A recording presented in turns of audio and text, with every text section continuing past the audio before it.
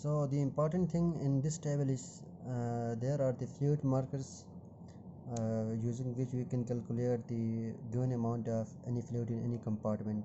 Beside these, there are major cations and major anions in following compartments. When we will talk about total body water, we know that it is almost 100% of the total body water, obviously.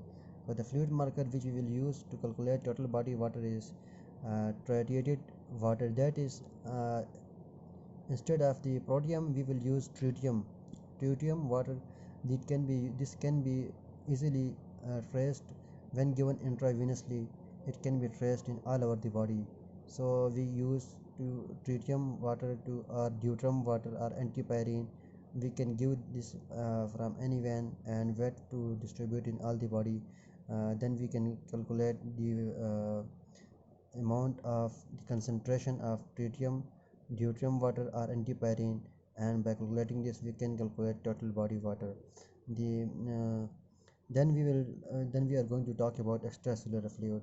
As we know that one-third of the fluid is extracellular fluid, and the marker which we will use to calculate extracellular fluid is sulfate, inulin, and mannitol.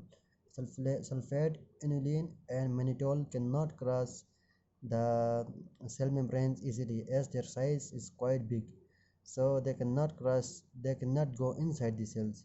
So when given through a vein, they will remain in extracellular fluid only. So using these markers we can calculate extracellular fluid. The major cation in extracellular fluid is sodium, obviously it is sodium, and the major anions are chloride and bicarbonate. So as we know that extracellular fluid is composed of plasma and interstitial fluid, so definitely we are going to talk about plasma and interstitial fluid.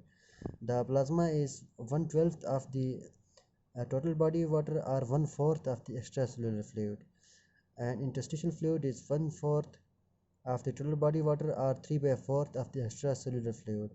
So for the plasma we will use RISA, that is radioimmune radioiodinated serum albumin and Ivan blue.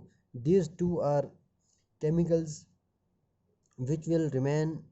The Ivan blue is the chemical which will remain in the plasma because it goes in our body and gets attached to the albumin, and RISA, definitely it is albumin, so it will only stay in the plasma. So using its concentration we can calculate plasma easily. The major anion is sodium and major cation is chloride bicarbonate in the plasma proteins like albumin or globulin.